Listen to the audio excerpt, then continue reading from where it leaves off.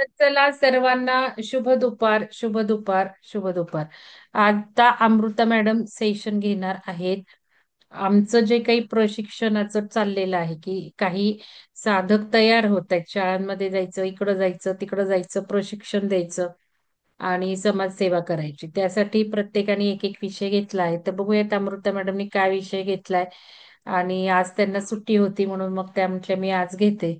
म्हणून आपण लवकर जमलेलो आहोत.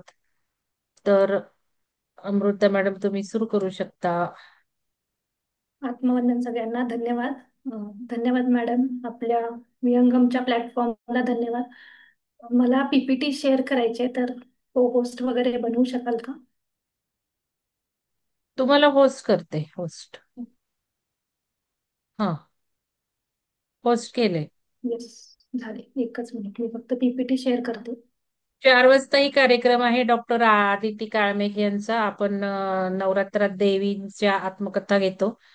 तर त्यांचंही बघूयात. डॉक्टर असून कसं काही त्यांनी साहित्यात सगळे पुरस्कार मिळवले, लेखन केलं, कविता केल्या, अजून बऱ्याच गोष्टी त्या साहित्यातल्या करतात. म्हणजे आपल्याला काही प्रेरणा घेता येते का हे म्हणून 4 वाजता पण आहे. तर थांबा तुम्ही.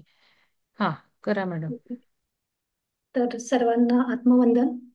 तर आपण जे शाळांमध्ये जाऊन पहिला आपलं जे काही टार्गेट म्हणू किंवा उद्दिष्ट जे आहे ते शिक्षकांना ध्यानाबद्दल जागरूक करणं आणि त्यांच्या मार्फत किंवा आपण जाऊन विद्यार्थ्यांना सुद्धा ध्यान शिकवलं. तर मी सुरुवातीला दोन्ही म्हणजे कन्सेप्ट इथे दोन्ही बाजूंनी करते की शिक्षकांना सुद्धा त्याचा उपयोग होईल आणि डायरेक्ट आपल्याला विद्यार्थ्यांना जरी सांगायचं असेल तर डायरेक्ट आपण विद्यार्थ्यांनाही सांगू शकू, अशा पॉइंट ऑफ व्ह्यूनी मी पीपीटी बनवलेले आहेत. तर सुरुवातीला आपण जे ध्यान करतोय ते ध्यानाचे बरेच फायदे आहेत. आतापर्यंत आपण बघितलं, आपल्याकडे बऱ्याच साधकांनी ध्यानाचे प्रकार, ध्यानाचे फायदे किंवा कसं करायला पाहिजे ध्यान, त्याच्यामुळे काय होतं, कुठे कुठे आपल्या आयुष्यामध्ये त्याच्यामुळे बदल होऊ शकतात आणि होतात, आणि बऱ्याच जणांनी आपले स्वतःचे अनुभवही सांगितले. तर हे आपण आता रोजच्या जीवनात जेव्हा आपण अंगीकारतो आणि कन्सिस्टंटली करतो तेव्हा त्याचे अनुभव येतात. पण जे नवीन नुकतंच चालू करणारे आहेत आणि त्यातही जसं म्हणू आपण की जास्ती शिकलेले म्हणा किंवा लॉजिकल माइंड जास्ती वापरणारे जे असतात की मग हे असं कसं काय होऊ शकतं, म्हणजे आपण आता म्हणतो की कन्सिस्टंटली आपण जर ध्यान करायला लागलो तर आपले आजार बरे होतात, नातेसंबंध सुधारतात, आर्थिक बाबी सुधारतात. ह्या सगळ्या गोष्टी आपण बोलतो, पण जेव्हा लॉजिक येतं तिथे तर बरेच लोक लॉजिकली विचार करतात. तर ते म्हणतात की ध्यानाचा आणि याचा काय संबंध आहे, ध्यानाचा आणि पैशांचा काय संबंध, ध्यान तर आपण एका जागेवर बसून करतो, मग त्यांनी पैसे सुधारण्याची काय गोष्ट येते, किंवा नातेसंबंध तर आपण एकमेकांसोबत आपल्या घरातल्यांसोबत नातेसंबंध असतात आणि आपण एकटेच ध्यान करतो, असंही नाही की बाकीचे नातेवाईक करतात, तर मग ते कसे काय सुधारतील, असे लॉजिकल माइंडचे प्रश्न येत असतात. तर त्यावेळी आपल्याला त्याची सायंटिफिकली उत्तरं माहिती असणं सुद्धा गरजेचं आहे. म्हणून हे स्पेसिफिक सब्जेक्ट जसं की ध्यानामुळे मेंदूवरती काय परिणाम होतो, किंवा ध्यानामुळे डीएनए कसा बदलतो, किंवा ध्यानामुळे आपला स्वभाव कसा बदलतो, ज्यांनी ध्यान करून त्याचा अनुभव घेतलाय ते तर डेफिनेटली विश्वास ठेवतील याच्यावर, पण ज्यांनी अजून घेतलाच नाहीये अनुभव, त्यांच्यासाठी आपण ही थोडीफार माहिती, इन्फॉर्मेशन म्हणू किंवा ज्ञान म्हणू, ते आपण शेअर करणार आहे. तर पहिल्यांदा आपल्याला मेंदू मेंदू आपल्या सगळ्यांकडे आहे, म्हणजे आपल्याला जी काही जीवसृष्टी आहे, जे काही प्लॅनेट अर्थ आहे, तर या प्लॅनेटवरती सगळ्यात बुद्धिमान प्राणी जो कोणी असेल तर तो म्हणजे माणूस, असं म्हणतात किंवा म्हटलं जातं, किंवा प्रूव्ह आहे. ते का प्रूव्ह आहे, कारण आपल्याकडे जी मेंदूची क्षमता आहे ती बाकीच्या प्राण्यांपेक्षा, वनस्पतींपेक्षा सगळ्यात जास्ती आहे.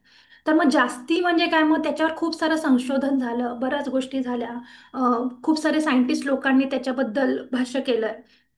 तर आपल्या मेंदूचे जे काही प्रकार आहेत, आता आपण आज्ञाचक्र, आध्यात्मिक ह्याच्यात कन्सेप्टमध्ये आज्ञाचक्र, ज्याला आज्ञाचक्र किंवा थर्ड आय म्हणतो, तो म्हणजे काय आहे, सायंटिफिक दृष्ट्या पिनियल ग्लँड आहे, जी की आपल्या मेंदूला, म्हणजे आपण सिमेट्रिक आहे आपलं शरीर जे आहे, जशी उजवी बाजू आहे तशीच डावी बाजू आहे. जर दोन्हीला मधनं कट केलं तर दोन्हीकडे सिमेट्रिक म्हणजे एक सारखे भाग होतात, बरोबर. तसंच मेंदूचं पण आहे. मेंदूला पण मधनं जर छेद केला तर दोन्हीकडे सेम भाग आहेत, आणि त्यामध्ये बरोबर सेंटरला जो काही पार्ट आहे तिथं हे pineal Gland, pituitary Gland, hypothalamus Gland, हे सगळे ऑर्गॅन्स किंवा आपण म्हणू खूप महत्वाचे पॉइंट्स आहेत तिथे ते, ज्याच्यावरती आपलं पूर्ण आयुष्य चालतं, किंवा बिहेवियरल बदल असतील, किंवा जे काही आध्यात्मिक उन्नती असेल, शारीरिक उन्नती असेल, मानसिक बौद्धिक ज्या काही उन्नती आहेत ते त्या गोष्टींवरती डिपेंड आहेत. तर मग आता हा मेंदूचे पुन्हा खूप सारे प्रकार आहेत, आपल्याला तेवढ्या डीप मध्ये नाही जायचंय, पण माहिती असावी म्हणून सांगते की मेंदूचे पुन्हा फ्रंटल लोब, साइड लोब असे वेगवेगळे प्रकार आहेत. आणि त्यानुसार म्हणजे आपण जर लहान असताना कुठला त्याचा भाग मेंदूचा डेव्हलप होत असतो, आणि थोडंसं मोठं झाल्यावर कुठला भाग डेव्हलप होत असतो, ह्या सगळ्या गोष्टी येतात. तर सुरुवात मी इथून करते की मुलांना जास्ती गरज, किंवा मुलं फास्ट ग्रो कशी काय होऊ शकतात. कारण मुलांचा जो मेंदू असतो त्याच्यात म्हणजे न्यूरल कनेक्शन जे म्हटलं जातं. आता इथे मी एक दाखवली आहे, इथे एक इमेज, चित्र. तर तो जो मेंदू आहे, मेंदूमध्ये जे काही कनेक्शन्स असतात, परत आपण म्हणतो की इलेक्ट्रिक वायर जशी असते, तसं आपल्या शरीरात ह्या न्यूरॉन्सची सिस्टीम असते. म्हणजे सगळीकडे ते जाळं न्यूरॉन्सचं पसरलेलं आहे, मेंदूपासून पायाच्या अंगठ्याच्या टोकापर्यंत. तर तिथून ते न्यूरॉनचे कनेक्शन किंवा करंट पोचत पोचत असतो, म्हणून आपल्या पायाला जरी ठेस लागली तरी आपल्या मेंदूपर्यंत कळ पोचते आपण म्हणतो. तर हे जे न्यूरॉनचे कनेक्शन्स आहेत ते डेव्हलप होत असतात जन्माला आल्यापासून, म्हणजे आईच्या गर्भात जेव्हा कळतं, कन्सेप्शन झालं, तेव्हापासून जी सिस्टीम चालू होते ग्रोथ आपली, ती प्रत्येक अवयवाची ग्रोथ कुठल्या महिन्यात, म्हणजे दासबोधाचं वाचन झालं त्याही एका समासात सांगितलं की कुठल्या महिन्यात कुठला भाग आपला अवयव वाढत असतो, हे मेन्शन केलेलं आहे तिथे. त्यामुळं अध्यात्मात खूप डेप्थला रिसर्च ऑलरेडी त्यांनी लिहून ठेवलेला आहे. तो आत्ताच्या नवीन लोकांना, म्हणजे जे नाही त्याच्यावर विश्वास ठेवत, त्यांना नाही माहिती. तर ह्या ज्या काही गोष्टी आहेत मेंदूच्या, जसं की इथं लिहिलंय बाल्यावस्था, म्हणजे इन्फंट म्हणतो आपण, जन्मल्याबरोबरचं बाळ, म्हणजे जन्मलेल्या दिवसापासून 2 वर्षापर्यंत. तर त्याच्यामध्ये जी काही न्यूरॉनची डेव्हलपमेंट असते, किंवा मेंदूतले जे काही कनेक्शन्स असतात, किंवा वायर्स म्हणतो आपण आपल्या बोलीभाषेत, तर ते जलद गतीनं वाढत असतात.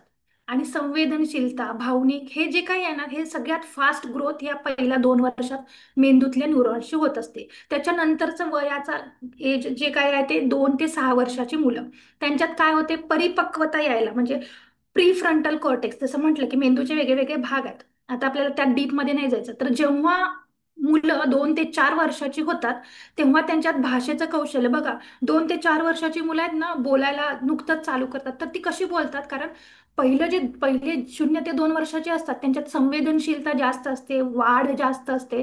तर तेव्हा ते ऑब्झर्वेशन खूप स्ट्रॉंगली करत असतात, भावना टिपत असतात. आपल्या आजूबाजूला जे कोणी मोठ्याने बोलतं, हळू बोलतं, हसतं, रडतं, जे काही आहे त्या भावना ते टिपत असतात. आणि ही 2 ते 6 वर्षाची झाली की तो प्री फ्रंटल कॉर्टेक्स नावाचा जो भाग आहे आपल्या मेंदूचा, तो परिपक्व व्हायला चालू होतो. मग त्याच्यामुळे आपल्याला भाषिक कौशल्य, म्हणजे भाषा बोलणं, विचार करणं, किंवा नियंत्रण, म्हणजे फास्ट पळणं, हळू पळणं. बघा, तरी बरीच मुलं 2-3 वर्षापर्यंत पळत असतात, त्यांच्या वाटेत काही जरी आलं ना तर ते विचार नाही करत, कारण तेवढा कंट्रोल अजून त्यांच्या मेंदूमध्ये आलेला नसतो. आणि जसं जसं 2 वर्षाच्या पुढे जातील तसं त्यांना कळायला लागतं की, म्हणजे पडल्यावर किंवा काही लागल्यावर अशा सगळ्या गोष्टी आहेत. त्याच्यानंतर मध्यम बाल्यावस्था, म्हणजे 6 ते 12 वर्षाचा काळ, याच्यात काय होतं, स्मरणशक्ती वाढायला चालू होते, नियोजन नियोजन करण्याची क्षमता येते. मग हे नियोजन काय आपण जन्मजात नाही, पण आपल्या आजूबाजूला बघून बघूनच आपण शिकत असतो. तर अशा या मेंदूच्या अवस्था आहेत. मग किशोर अवस्था आहे, त्याच्यात काय होतं, मेंदूच्या रचनेत बदल व्हायला लागतात, ज्यामुळे म्हणजे लिम्बिक सिस्टीम, प्रीफ्रंटल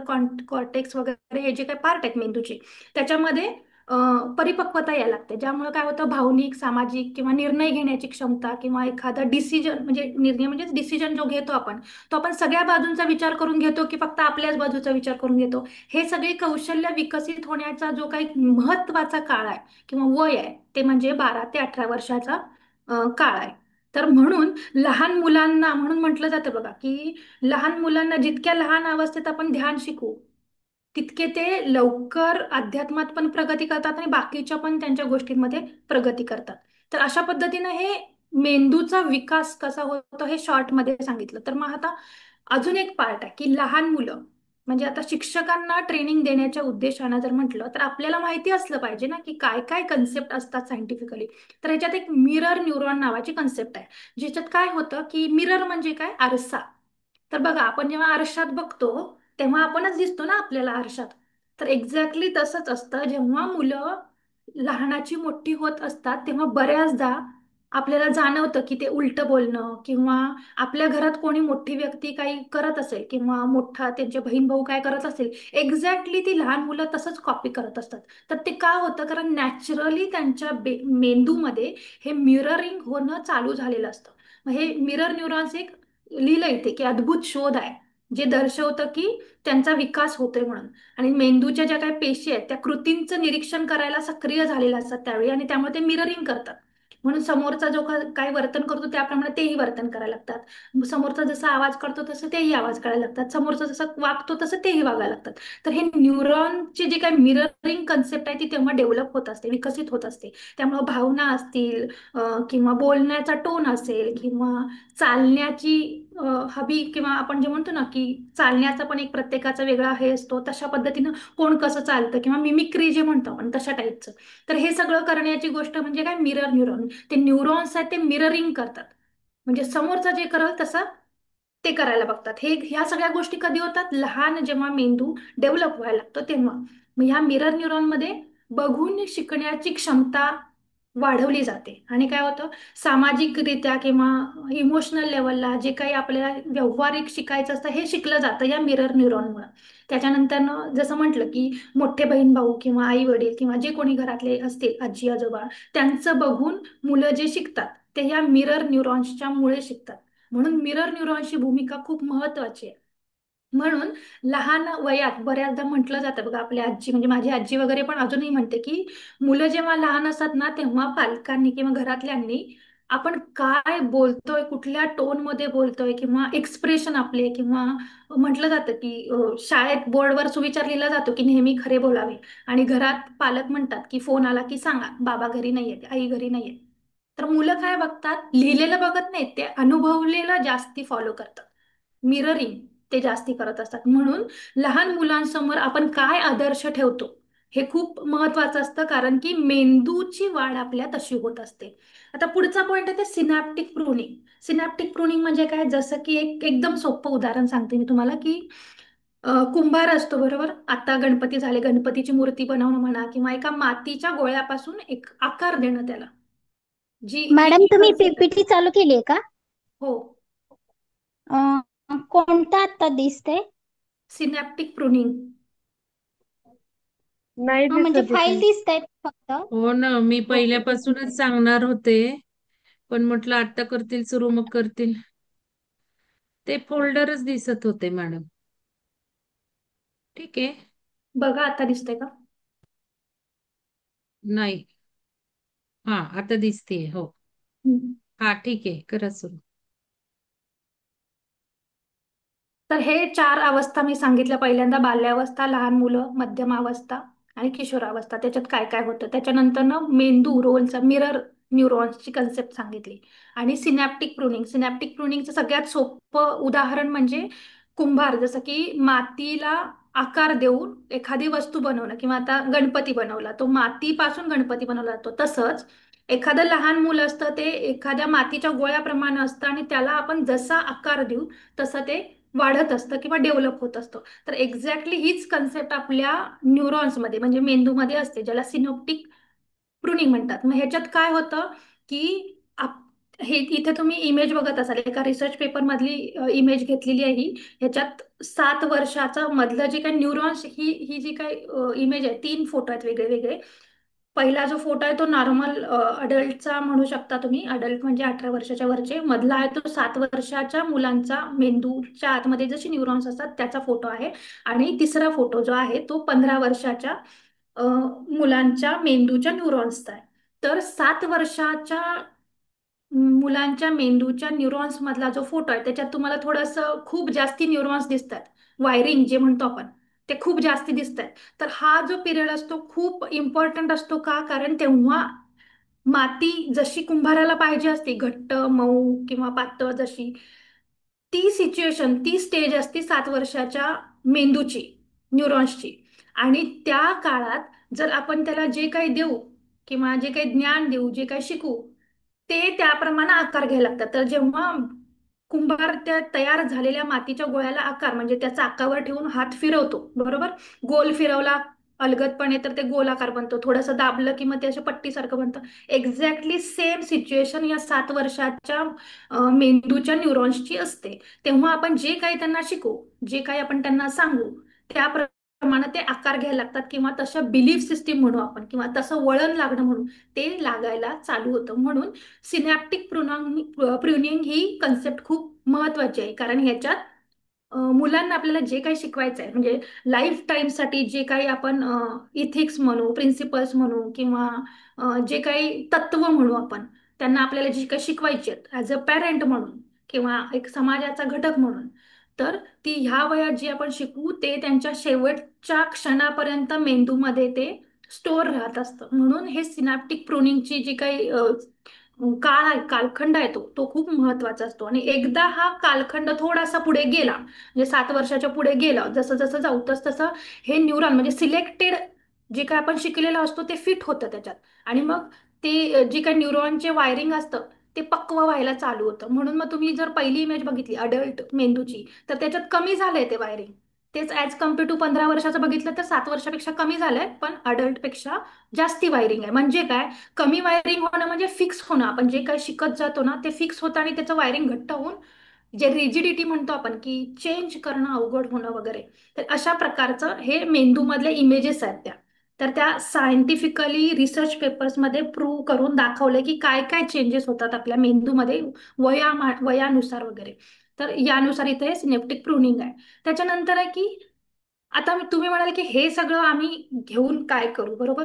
तर हे कन्सेप्ट माहीत असणं महत्वाचं. काय आहे की आपण आता ध्यानाबद्दल किंवा अवेअरनेस, माइंडफुलनेस या ज्या काही कन्सेप्ट आहेत त्या हल्ली खूप महत्वाच्या झाल्यात, कारण स्ट्रेस, कॉम्पिटिशन आणि मेंटली किंवा इमोशनली जे काही बॅलन्स करायला पाहिजे ते होत नाहीये, किंवा काही जे काही सिच्युएशन असतील, जे काही परिस्थिती येत असेल त्याच्यानुसार असेल, किंवा आपण ज्या संस्कारामधून आलोय ते असेल, किंवा आजूबाजूला जे काही चॅलेंजेस येतात त्यामुळं असेल, तर हे बॅलन्स करण्यासाठी आपण जर ध्यान केलं किंवा माइंडफुलनेस कन्सेप्ट किंवा अवेअरनेस मध्ये राहिलो, तर ह्या सगळ्या गोष्टी डेव्हलप योग्य पद्धतीने डेव्हलप व्हायला मदत होईल. आणि समजा आता आम्ही 15 वर्षाचे असताना आम्हाला ध्यान नाहीच मिळालं, किंवा आम्ही आता 20 वर्षाचे, 40 वर्षाचे, तरी आम्हाला ध्यान करायला मिळालंच नाही किंवा कळालंच नाही की ध्यान करायला पाहिजे वगैरे, आणि ते आत्ता मला मिळाले 40व्या वर्षी, तर मग आमचं होणार नाही का चेंज?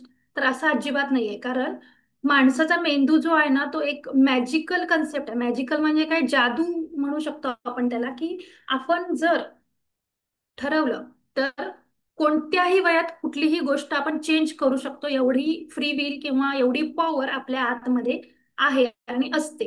कारण की आपल्या आतमध्ये जी काही सिस्टीम, मग जसं सांगितलं, थर्ड आय म्हणजे पिनियल ग्लॅंड सायंटिफिकली आपल्या आतमध्ये असते मेंदूमध्ये. तसंच आपल्या शरीरामध्ये जे काही ऑर्गॅन्स दिलेत, महत्वाचे बिंदू दिलेत, जिथून एन्झाईम सिक्रिट होतात, हार्मोन्स सिक्रिट होतात, तिथे असे हार्मोन्स सिक्रिट केले जातात की कुठल्याही वयात आपण कोणत्याही प्रकारचा बदल आपल्या शरीरामध्ये करू शकतो. अं, वा आपल्या वागणुकीमध्ये करू शकतो. तसंच मेंदूमध्ये सुद्धा बदल होतात, फक्त आपल्याला त्याच्यासाठी थोडेसे परिश्रम जास्त घ्यायला लागतात म्हणण्यापेक्षा आपल्याला जी बिलीफ सिस्टीम आहे, आपण धारणा बनवून ठेवलेली आहे, ती ब्रेक करायला आपल्याला थोडे कष्ट पडतात. म्हणून वेळ लागतो असं म्हटलं जातं. आयडियली, नॅचरली सेमच वेळ लागतो लहानपणी करायलाही आणि मोठेपणी करायलाही, फक्त आपल्या धारणा त्या रिजिड बनलेल्या असतात म्हणून आपल्याला वेळ लागतो. तर हे सगळे कनेक्शन, ही सगळी मेंदूची प्रक्रिया कशी वाढ होते हे सगळं माहीत असेल तर आपण आत्तापासूनच अवेअरनेस मध्ये आल्यावरती लहान मुलांना त्या पद्धतीने शिकवायला लागू. म्हणून हे माहिती असणं गरजेचं आहे म्हणून सांगितलं. आता हा पॉइंट एक महत्वाचा आहे की effect of Shraddha madam attendance टाका ग्रुपवर. हा. Effect of neglect or abuse म्हणजे काय, की आपण लहान मुलांना बऱ्याचदा बघा, आपण आपल्या घरी काय करतो, पाहुणे आले, कोणी आलं तर काय करतो, इग्नोर करतो किंवा निग्लेक्ट करतो. म्हणजे काय, मोठी लोक बोलत असताना मध्ये बोलू नको किंवा हे, तर आपण बऱ्याचदा त्यांना इग्नोर करतो. कोण आपल्याला जर वाटलं की काय ह्याचे प्रश्न निरर्थक आहेत, आत्ताच ह्याला काय विचारायचं, असं आपण बऱ्याचदा निग्लेक्ट करतो मुलांना. मग आपली मुलं असतील किंवा शेजाऱ्यांची असतील किंवा कोणी असेल आपल्या आजूबाजूला, तर बऱ्याचदा आपण निग्लेक्ट करतो. तर ते निग्लेक्ट करण्याचा परिणाम मेंदूवर काय होतो, जर सारखं सारखं एखाद्या मुलाला निग्लेक्ट केलं जात असेल, इग्नोर केलं जात असेल, घरी, बाहेर किंवा शाळेत, कुठेही, तर त्याचा परिणाम मेंदूवर तर होतोच, प्लस त्याच्या मनामध्ये किंवा वागण्यामध्ये बदल दिसायला लागतो. जो मुलगा, जी मुलगी लहानपणी खूप फ्रीली बोलते, तिला जेव्हा निग्लेक्ट केलं जातं, इग्नोर करायला लागलेत लोक असं जाणवायला लागतं, तेव्हा तिचं बोलणं, एक्सप्रेस करणं कमी कमी होत जातं आणि त्यामुळं भावना दाबल्या जातात. हे झालं भावनिक दृष्ट्या. तसंच मेंदूमध्ये पण इथे तुम्ही मेंदूची एक इथं इमेज दाखवली, नॉर्मल मेंदू आणि निग्लेक्ट केलेला मेंदू. तर इथे मेंदूची जे काय अनालिसिस केले जातात त्याच्यात हा ब्लॅक कलरचा एरिया दिसतो मध्ये तुम्हाला दोन बाजूला. तर तो इथे वाढलेला दिसतोय ऍज कम्पेअर टू नॉर्मल मेंदूपेक्षा. आणि मेंदू श्रिंक होतो. श्रिंक होतं म्हणजे काय होतं की आपल्या सगळं काय ते भावनांवरच डिपेंड आहे. तर मग हे निग्लेक्ट करणं, इग्नोर करणं जे आहे, त्याच्यामुळे किती परिणाम आपल्या मेंदूवर, शरीरावर, मनावर, वागण्यावर, या सगळ्या गोष्टींवर होत असतो, ह्याचं एक उदाहरण आहे. म्हणून निग्लेक्ट करणं, इग्नोर करणं, अब्यूज करणं म्हणजे काय, असंच की कोणाला तरी घालून पाडून बोलणं किंवा सतत त्याला डिमोटिवेट करणं की तुला येतच नाही, तुला माहीतच नाही, तू असंच करतो, तू तसंच करतो, तुला मार्क्स कमी पडले, जे काही आहे ते आपण जे निगेटिव्ह बोलतो म्हणतो ते, त्याच्यामुळे मेंदूवरती तसंच सगळ्या गोष्टींवरती परिणाम होत असतो. त्याच्या मेंदूच्या वाढीमध्ये अडथळा येतो. मानसिक, जसं मग सांगितलं, आत्मविश्वास कमी होतो. जी मुलगी आधी, मुलं मुली लहानपणी व्यवस्थित एक्सप्रेस करत असतात, ती मोठ्या झाल्यावर इग्नोर करायला, म्हणजे आपल्याला कोणी इग्नोर करतंय सारखं सारखं, हे जेव्हा त्यांना अनुभवायला येतं, फील व्हायला लागतं, तेव्हा त्यांचा आत्मविश्वास कमी व्हायला लागतो. मग ते आत्मविश्वास कमी होऊन जसं एक्सप्रेस करणं कमी होईल, तसं भावनिक अस्थिरता म्हणजे इमोशन्स दाबल्या जातात. मग त्याचा परिणाम साहजिकच आहे, सामाजिक आणि शैक्षणिक विकासावरती त्याचा प्रतिकूल परिणाम हा होतोच होतो. हे आपल्याला, म्हणजे ही उदाहरणं आपल्या आजूबाजूला खूप सर्रास दिसतात. म्हणून म्हणजे एक छोटीशी गोष्ट किती इम्पॅक्ट करू शकते, ह्याचं हे उदाहरण आहे. त्याच्यानंतर आपण इथे लिहिलंय की तणावाखाली आपण शिकू शकत नाही. आपण काय, लहान मुलं काय, एक कन्सेप्ट आहे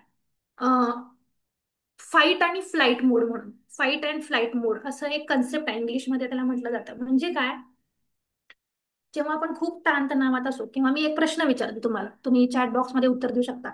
समजा तुम्हाला सांगितलं की 16चा पाढा म्हणायचा आहे. आता तो तुम्ही शाळेत शिकला असाल, किंवा सोपं घेऊ आपण, 5चा पाढा म्हणायचा आहे, 5 एके 5, 5 दोन्ही 10 वगैरे. तर तो पाढा म्हणायचा आहे तुम्हाला व्यवस्थित, आणि त्याच वेळी समोरून तुमच्या वाघ आलाय किंवा सिंह आलाय, आणि तो एकदम म्हणजे आत्ता तुम्हाला खाईल का नंतर खाईल एवढ्या त्याचे एक्सप्रेशन तुम्हाला समोर दिसत आहेत. आणि त्याच क्षणी तुमच्या शेजारी तुमचे टीचर उभा राहून छडी घेऊन म्हणायला लागले की 5चा पाढा म्हण, बरोबरच म्हण. तर तो जो काही ती काही सिच्युएशन आहे, तिला फाईट अँड फ्लाईट मोड म्हणतात. म्हणजे काय, फाईट म्हणजे काय, फाईट कशासाठी करतो आपण, एकतर समोरनं येणारा वाघ, त्याचं टेन्शन, तो मला खाईल का, आणि तो कसा काय आला समोरून, जे काही प्रश्न आहेत, भीती, आतली भीती. आणि त्याच वेळी पाढा हटवायला सांगतो, 5चा पाढा म्हणायला सांगतो. तर ह्या दोन्ही स्ट्रेसच्या गोष्टी आहेत किंवा प्रेशरच्या गोष्टी आहेत, त्या एका वेळी जर जेव्हा करायला सांगू तेव्हा त्या होणार नाहीत. किंवा प्रेशरमध्ये एखादी सोपी गोष्ट जरी करायला सांगितली तरी ती होत नाही. का होत नाही, कारण आपण फाईट अँड फ्लाईट मोडवर जातो. म्हणून जेव्हा आपण हा पाढा म्हणायला सांगू, बरोबर, आणि तेव्हा समोरनं वाघ आला, तर म्हणता येईल का बरोबर पाढा तुम्हाला, कोणी सांगू शकेल का हे, की सेम गोष्ट आहे, एका वेळी होते. मग तुम्ही कुठं जास्ती फोकस कराल, पाढा म्हणण्यावरती फोकस कराल, काय वाघ समोर दिसतो त्याच्यावर फोकस करणार. बरोबर, आपण पाढा नाही म्हणू शकणार तो, जरी आपल्याला पाठ असला तरी, आणि पाठ असला तरी तो चुकू शकेल या गोष्टीमुळे. बरोबर, आपण मागावरच लक्ष केंद्रित करणार, कारण जीव पहिला महत्वाचा आहे ना आपल्याला, आणि मग पाढे म्हणणं महत्वाचं आहे. तर हे सगळे जे काही सिग्नल्स आहेत ना आपले, ते मेंदूपर्यंत पोहोचले जातात, आणि त्याप्रमाणे आपण वागायला लागतो, किंवा त्याप्रमाणे आपल्या शरीरामध्ये ज्या काही गोष्टी आहेत, मेंदूमध्ये ज्या गोष्टी आहेत, त्या चेंज व्हायला लागतात. म्हणून तणावामुळं मेंदूची जी काही क्षमता आहे ती कमी होते. म्हणून बघा, बऱ्याचदा आपण म्हणतो की वय वाढेल तसं लक्षात राहत नाही, पण ऍक्च्युली वय वाढेल तसं लक्षात राहत नाही असं नाही होत. जेव्हा आपण तणावामध्ये काम करतो जास्त, किंवा एका वेळी खूप साऱ्या गोष्टींचं बर्डन घ्यायला लागतो, अशी सवय जेव्हा आपण आपल्या मेंदूला लावायला लागतो, तेव्हा तसं तसं आपलं हे जे काही आठवण्याची क्षमता आहे, स्मरणशक्तीची क्षमता आहे, मेंदूची क्षमता आहे, ती कमी व्हायला लागते. आणि हे कधी होतं, वय वाढेल तसं. वय वाढेल तसं का होतं, कारण वय वाढेल तसं आपल्याकडे ना इनसिक्युरिटी फील व्हायला लागते. इनसिक्युरिटी म्हणजे सुरक्षितता कमी वाटायला लागते. की मी कोणावर तर डिपेंड आहे, मग मी आता हे नाही केलं तर मग ते होईल, ते नाही केलं तर, म्हणजे ओव्हर थिंकिंग, म्हणजे जे होणारच नाही त्याचाच खूप जास्ती विचार करून करून करून करून मग ती जी काय आपली मेंदूची क्षमता आहे ती आपण कमी करत असतो. आणि वयाचं तसं म्हणाल तर म्हणजे आता फिजिकली आणि मेंटली बघायला गेलं तर तुम्ही आतून जितके स्ट्रॉंग असाल तर मेंदूवर तसा काही परिणाम होत नाही तुमचं वय कितीही झालं तरी.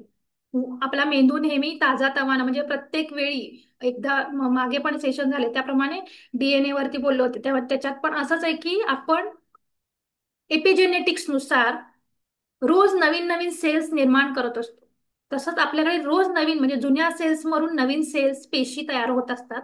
तशी आपली क्षमता पण वाढतच असते, असं नाही होत की कमी होते. हा, त्याचा जो काही ग्रोथ रेट आहे तो कमी होतो, पण आपण आपलं शरीर किंवा जसं योगा वगैरे करून प्राणायाम करून आपण फ्रेश राहू शकतो किंवा आपल्या सेल्स टवटवीत ठेवू शकतो, हे फिजिकल लेवलला. तर जसं फिजिकल लेवलला ठेवू शकतो तसंच ध्यान करून आपण मेंटल लेवलला, आपल्या आतल्या आत्मिक लेवलला आपल्याला ताजंतवानं आणि यंग ठेवू शकतो. तर असं हे आपण, मग आता हे तणावाखाली शिकू शकत नाही, मग काय करायचं की सकारात्मक वातावरण, प्रोत्साहन देणं, अप्रिसिएशन करणं, किंवा कोणाला खेळ आवडत असेल, बघा आपण बऱ्याचदा मुलांना म्हणतो की नाही आधी उद्या परीक्षा आहे ना, मग आधी आज खेळायला वगैरे कुठं जायचं नाही, आज फक्त आणि फक्त अभ्यासच करायचा. मग ते आधीच ते स्ट्रेसमध्ये असतात की उद्या परीक्षा आहे म्हणून. त्यात आणि आपण खेळायला न देता अभ्यासच करायचा म्हणून त्यांना प्रेशराईज करतो. मग अशा अवस्थेत त्यांचा अभ्यास होत नाही. तेच आपण, हा आता दिवसातले 4 तास आहेत ना तुझ्याकडे, तू 1 तास खेळ, बाकीचे 3 तास अभ्यास कर. मग ते खेळून आल्यावर जास्ती फोकस करू शकतात, कारण ते खेळामुळे स्ट्रेस कमी होतो. फिजिकल एक्सरसाइज जेव्हा होते तेव्हा आपल्या मेंटली जो काही स्ट्रेस असतो, ह्याचं सगळ्याच आहे म्हणजे माइंड बॉडी सोल ह्याचं कनेक्शन आहे आपलं. त्यामुळे सगळे बॅलेन्स राहतील तेव्हाच व्यवस्थित होतात गोष्टी. एक डिस्टर्ब आहे आणि दुसरं चांगलं करायला गेलो म्हटल्यावर ते होत नाही, कारण सगळे एकमेकांवर डिपेंडंट आहेत. म्हणून जर खेळून आला तर बॉडीवरचा स्ट्रेस, मेंटल लेवलचा स्ट्रेस आहे तो कमी होतो, आणि तो स्ट्रेस कमी झाल्यावर ऑटोमॅटिकली जे काही वाचेल ते लक्षात राहील त्याच्या. तेच आपण प्रेशराईज करून त्याला आत्ताच वाचलं पाहिजे, आत्ताच केलं पाहिजे म्हटलं तर ते नाही होऊ शकत. तर तो बॅलन्स करता आला पाहिजे. तर तसंच की 4 तासातलं म्हटलं 1 तास खेळायला जाणं, 3 तास अभ्यास कर असं म्हणू शकतो आपण. तेच एखादी मुलं बरीच हल्लीची थोडीशी अशी आहेत की नाही मला नाही करायचं म्हणजे नाही करायचं, अशी पण असतात बरोबर. तर आपल्याला ते बॅलन्स करता आलं पाहिजे की 4 तास आहेत तर तो मुलगा म्हणेल मी 3 तास खेळतो आणि 1 तास अभ्यास करतो, तर ते बॅलन्स शिकवता आला पाहिजे त्यांना की नाही ठीक आहे तू आता 2 तास तरी ऍटलीस्ट अभ्यास कर आणि मग 2 तास खेळ, असं बॅलन्स. त्यासाठी आधी आपण आपल्या आतमध्ये त्याचं जे काही इम्प्लिमेंटेशन आहे ते आपल्याकडनं पण व्हायला पाहिजे, कारण मग असे जसं सांगितलं मिरर न्यूरॉन आपण जसं वागू त्याप्रमाणे मुलं वागत असतात, किंवा तसं ते होतात, बनतात तसेच ते. त्यामुळं पेरेंट्स असतील किंवा शिक्षक असतील तर ते जसं करतील त्याप्रमाणे मुलं ऑब्झर्व करत असतात. भले तुम्ही तोंडाने काहीही बोला, पण तुम्ही वागताना काय करताय याच्याकडे खूप जास्ती लक्ष असतं मुलांचं. म्हणून आपल्याला हे लक्षात ठेवता आलं पाहिजे. त्याच्यानंतर नाही की ध्यानामुळे या सगळ्या गोष्टींवरती खूप चांगल्या पद्धतीनं सकारात्मक बदल होऊ शकतो. जसं की नियमित ध्यानामुळे मानसिक तणाव कमी होतो. जसं म्हटलं की ध्यान म्हणजे नुसतं एकाच ठिकाणी बसून ध्यान करणं असंही नाहीये. जे काही आपण करू ते 100% शांतपणानं करू. जे काय आवडीचं आहे ते आपण करू, पॅशन जे काय म्हणतो आपण, किंवा आपल्याला जे आवडतं ते करणं ठराविक वेळ, ते म्हणजे ध्यान असू शकतं. पण आपल्याला कोणाला सवयच नाही अजिबात ध्यान करायची, तर त्यांना श्वासावर लक्ष केंद्रित करून हळूहळू एक एक एक एक स्टेप्स किंवा वेगळे वेगळे प्रकार आपल्याला ऑलरेडी आपल्या बऱ्याच व्हॉलेंटिअरिंगनी आणि प्रशिक्षकांनी शिकवलेत की वेगळ्या वेगळ्या प्रकारचे ध्यान आहेत, कसे करायचे काय करायचे हे सांगितलं. तर त्यातलं आपल्याला जे रेझोनेट होईल किंवा आपल्याला जे चांगलं वाटते करावंसं वाटते ते आपण करून थोडा थोडा त्याचा वेळ वाढवून आपण त्याचा अनुभव घेऊ शकतो की कसा ताण कमी होतो. नुसताच इथे लिहिलंय म्हणून नाही, तर त्याचा अनुभव पण आपण घेतला पाहिजे. त्याच्यानंतर आहे मग या ताण तणावातनं मुक्त कसं करायचं, तर ह्याच्यामध्ये आत्ता जसं सांगितलं की श्वासावर लक्ष ठेवून किंवा वेगळ्या वेगळ्या प्रकारच्या ध्यान पद्धती आहेत किंवा योग क्रिया आहेत त्या आपण वापरू शकतो. तर तसंच ऍक्टिव्हिटीज पण आहेत. तर त्या ऍक्टिव्हिटीज मध्ये आपण एकतर ध्यान घेऊ शकतो, दुसरं आपल्याला आवडणारं संगीत, म्युझिक, जे काही कुठल्याही पद्धतीचं असेल, प्रत्येकाची आवड वेगळी आहे कारण प्रत्येक जण युनिक आहे. तर त्या पद्धतीने आपण आपल्या आवडीचं संगीत ऐकू शकतो. त्याच्यानंतर आपण निसर्गाच्या सानिध्यात जाऊ शकतो. जसं एखाद्याला समुद्रात किनारा आवडत असेल, एखाद्याला जंगलात आवडत असेल, एखाद्याला डोंगरावर आवडत असेल, एखाद्याला फुलांसोबत नुसतं फुलं समोर जरी असली तरी चांगलं फील होत असेल नेचरमध्ये असल्यासारखं, तर ही एक पद्धत आहे की स्ट्रेस रिलीफ किंवा तणावमुक्त होण्यासाठीची. तर अशा वेगवेगळ्या पद्धती किंवा वेगवेगळ्या ऍक्टिव्हिटीज आपण करू शकतो. म्युझिक प्ले करू शकतो, ऐकू शकतो, ध्यान, श्वासावर लक्ष ठेवून ध्यान करू शकतो. त्याच्यानंतर एक्सरसाइज करू शकतो, योगासनं वगैरे करू शकतो आपण, जॉगिंग करू शकतो, रनिंग करू शकतो. जे लहान मुलांना शक्य आहे ते, आणि मोठ्यांना योगासन, अशा पद्धतीनं आपल्याला जे आवडतं त्या ऍक्टिव्हिटीज आपण इथे करू शकतो. त्याच्यानंतर काय की कौटुंबिक वातावरणात प्रेम व सुरक्षा भावना निर्माण करणं, हे कोणासाठी, हे स्पेसिफिकली लहान मुलांसाठी इथे मेन्शन केलंय की जेवढं आपण मुलांना आपल्या कुटुंबामध्ये सुरक्षेची भावना देऊ किंवा प्रेम देऊ, तितकं ती चांगली डेव्हलप होतात किंवा ग्रो होतात. हे सायंटिफिकली प्रूव्ह झालेलं आहे. त्याचे खूप सारे काय म्हणू, पॉप्युलेशन स्टडी, मोठ्या मोठ्या ग्रुपचे स्टडी केलेले आहेत की 1,000 मुलांचा ग्रुप घेतला एका एरियातला, पुन्हा दुसऱ्या एज ग्रुप मधला एक मुलांचा ग्रुप घेतला, पुन्हा दुसऱ्या देशातल्या मुलांचा, अशा टाईपचे वेगळे वेगळे पॉप्युलेशन स्टडी यावरती झालेत. आणि त्यानुसार हे प्रूव्ह झालंय की आपल्या कुटुंबामध्ये जर प्रेमाच्या आणि सुरक्षिततेच्या भावनेचं वातावरण असेल, तर त्या मुलांची बौद्धिक किंवा त्यांच्या मेंदूचा विकास हा चांगला जाणवला ऍज कम्पेअर टू बाकीचे. तेच कोणाच्या तरी घरामध्ये सतत भांडणं होत असतील किंवा शेजारी पाजारी कोणाच्या तरी असं असेल की भांडणं होत असेल, तर त्याचा इम्पॅक्टही लहान मुलांवरती किंवा त्यांच्या वाढीवरती होत असतो. त्याच्यानंतरचा पॉइंट आहे की अनस्ट्रक्चर्ड प्ले. म्हणजे काय, आपल्याकडे ना सवय झाली, आता काय झाली की खेळण्याच्या पद्धती, आता तर सर्रास मुलं काय म्हणतात, आपल्या इंडोर गेम म्हणजे मोबाईलवरती गेम खेळणं किंवा फार तर फार कॅरम, पत्ते, चेस, म्हणजे इंडोर गेम खेळतात जास्त. त्यामुळे त्यांची फिजिकल डेव्हलपमेंट किंवा फिजिकल हालचाल तेवढी होत नाहीये जशी पूर्वी व्हायची. तरी बरेचसे जातात ग्राउंडवर खेळायला. तर अनस्ट्रक्चर्ड प्लेचे फायदे, अनस्ट्रक्चर्ड म्हणजे काय, हे स्ट्रक्चर्ड प्ले सांगितलं की घरी इंडोर गेम, आउटडोर गेम, हे सगळे स्ट्रक्चर्ड प्ले किंवा एका ठराविक साचेबंदामध्येच खेळणं किंवा त्या पद्धतीनंच त्या स्टेप्स फॉलो करणं, हे स्ट्रक्चर्ड झालं म्हणजे ठरवलेल्या प्रमाणे. तेच कधी कधी आपण मुलांना अनस्ट्रक्चर्ड प्ले पण करायला दिला पाहिजे. म्हणजे काय की आपल्या घरात आता सगळ्यांकडे पांढरी फरशी असते मोस्टली, आणि त्या केसमध्ये आपण त्या मुलांना माती आणि म्हणजे चिखल करून खेळायला देऊ का? नाही देत आपण. हे अनस्ट्रक्चर्ड झालं ना, की पांढऱ्या फरशीच्या घरात कोण मातीत चिखलात खेळतंय? मग आपण बाहेरही मुलांना चिखलात नाही खेळू देत, घरातही नाही देत. मग त्यामुळे त्यांच्या कल्पकतेला, म्हणजे हे जस्ट मी एक्झाम्पल सांगितलं, अशा पद्धतीनं अनस्ट्रक्चर्ड वेनी बऱ्याचशा गोष्टी आपण त्यांना सांगू शकतो, शिकवू शकतो किंवा त्यांना ते फील करून देऊ शकतो, जे की त्यांना कधी एक्सपेक्टेड नसतं. लहानपणापासूनच शिकवलेलं असतं की बिन चप्पलचं कुठेच जायचं नाही. पण कधीतरी त्यांना रिकाम्या पायांनी चालण्याचा अनुभव पण दिला पाहिजे, जर त्यांना वाटत असेल की नाही मला चप्पल नको आहे. पण आपण त्यांना जबरदस्तीने चप्पल घालायला शिकतो. मग हे का करतो आपण? मग ह्याच्यामुळे काय होतं की त्यांची जे काही डेव्हलपमेंटच्या प्रोसेसेस आहेत, नॅचरली डेव्हलप होणं. पूर्वी बघा, आपण लहान असताना हे सगळं करायचो, असंच बिना चपलाचं कुठेही कसंही जायचो. पण आता तसं नाही होत, आता खूप पॅम्परिंग होतंय. त्यामुळं मुलांचे इमोशनल बॅलेन्सिंग किंवा सामाजिक व्यवहारिक कसं वागलं पाहिजे, हे काही नाही येत त्यांना. किंवा काय म्हणू आपण, पटकन चिडणं, पेशन्स लेवल कमी होणं, हे का झालंय? कारण की ग्राउंडिंग कन्सेप्टच नाहीये त्यांच्याशी रिलेटेड. कारण ग्राउंडिंग म्हणजे बिना चप्पलचं कधी चालतच नाही. ग्राउंडिंग कधी होतं आपल्याला माहिती आहे. आता आपण सगळे ध्यानी आहे, तर ध्यान करणाऱ्यांना माहिती असतं की खूप ध्यान झालं, खूप एनर्जी झालं की ग्राउंडिंग करायचं असतं. ग्राउंडिंग करायचं म्हणजे काय, आपण मातीत पाय ठेवून बसणं. म्हणजे मॅडमनी पण आपल्याकडे बरेच अशा टेक्निक शिकवलेत आपल्याला की ऍटलिस्ट 10-15 मिनिटं मातीत पाय घालून बसणं वगैरे, हे ह्याला म्हणायचं ग्राउंडिंग. मग ही आत्ताच्या लहान मुलांना हे ग्राउंडिंग वगैरे कन्सेप्ट म्हणजे नाहीच. आपण त्यांना बिना चप्पलच देत नाही जाऊ, तर मग ग्राउंडिंग कसं होणार? मग त्यांच्याकडे ऑलरेडी जन्मतःच खूप हायर एनर्जी असते, खूप एनर्जी असते. मग ती बॅलन्स करण्याच्या पण काही गोष्टी असतात. आपण त्यांना मातीत खेळू देत नाही, आपण त्यांना बिना चप्पलचं जाऊ देत नाही, तर त्याचे साईड इफेक्ट म्हणू आपण. त्यामुळे हे पेशन्स वगैरे नसणं, त्यांच्यात हायपर होणं, हट्टी होणं, ह्या सगळ्या गोष्टी होतात. म्हणून मग जेव्हा आपण हे अनस्ट्रक्चर्ड प्ले करायला त्यांना वाव देतो, मुभा देतो, तेव्हा त्यांच्यातली कल्पकता, सर्जनशीलता वाढायला लागते. म्हणजे थोडक्यात म्हटलं तर फ्रीडम, थोडाफार फ्रीडम जो काही येतो खेळण्यासाठीचा तरी फ्रीडम, ठीक आहे बाकीच्या गोष्टींचा आपण देत नसू, तर तो तरी फ्रीडम देता आला पाहिजे. ते दिल्यामुळं, अनस्ट्रक्चर्ड गोष्टी करायला दिल्यामुळं, त्यांची निर्णय क्षमता किंवा सोल्युशन काढण्याची क्षमता जी आहे ती सुधारते. इवन व्यावहारिक दृष्ट्या कसं वागलं पाहिजे, स्वावलंबी कसं बनलं पाहिजे ह्याचा जो विकास होणं आहे ते या सगळ्या अनस्ट्रक्चर्ड प्लेवरती डिपेंड असतं. म्हणून त्या गोष्टी करायला दिल्या पाहिजेत. अति पॅम्पर्ड करण्यात काही अर्थ नाही. त्याचे तोटेही तेवढेच आहेत, धोकेही तेवढेच आहेत. तसंच आत्ताच सांगितलं की भावनिक किंवा इमोशनल बुद्धिमत्ता, इमोशनल कोशंट, इमोशनल इंटेलिजन्स, या ज्या गोष्टी आहेत हे सगळं एकमेकांशी कनेक्टेड आहे.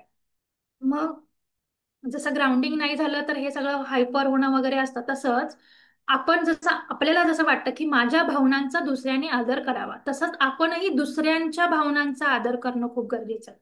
जेव्हा आपण तसा आदर करू, म्हणजेच आपल्याला म्हणजे जेव्हा आपण जसं अपेक्षित ठेवतो की समोरच्यानं माझ्या या पॉइंटचा विचार केला पाहिजे, तो फक्त त्याच्याच बाजूने विचार करतो. हे म्हणजे काय झालं, आपण फक्त आपल्या बाजूचा विचार करतो, दुसऱ्याचा नाही करत. तर तेव्हा तिथे इमोशनल बॅलन्स कुठे नाहीये, इमोशनल इंटेलिजन्स कुठे डेव्हलप होत नाहीये. तर सगळ्या अँगलनी बघता आलं पाहिजे. तो वाला इमोशनल कोशंट वाढला पाहिजे. जसा आपल्या भावनांचा आदर असायला पाहिजे असं वाटतं, तसा आपल्याला दुसऱ्यांच्या भावनांचाही आदर करता आला पाहिजे. आणि जेव्हा आपण ह्या इमोशनल लेवलला सगळ्या बाजूनी विचार करायला लागू, भावनांचा आदर करायला लागू, तेव्हा आपोआप सहानुभूती वाढते. जसा मला काहीतरी कोणीतरी बोललं टोचून की लागतं, तसं समोरच्यालाही टोचून बोललं तर लागतं, हे जेव्हा आपल्याला कळतं. पण नुसतं कळून उपयोग नाही, वळलं पण पाहिजे. म्हणजे समोरच्याचं काहीतरी चुकलं आणि आपण त्याला सांगतो, तो वे जो आहे आपला, तो जर आपल्याला न आवडणारा वे आपण दुसऱ्यांसाठी पण वापरला, तर तिथे कुठेच आपण दुसऱ्यांच्या भावनांचा आदर करतोय असं होत नाही. तर तो जेव्हा आपण करायला लागतो तेव्हा ऑटोमॅटिकली सहानुभूती वाढते. तेव्हा आपल्याला अवेअरनेस राहतो तो की अरे मला असं बोलल्यावर वाईट वाटतं, तर समोरच्या व्यक्तीलाही वाईट वाटू शकतं.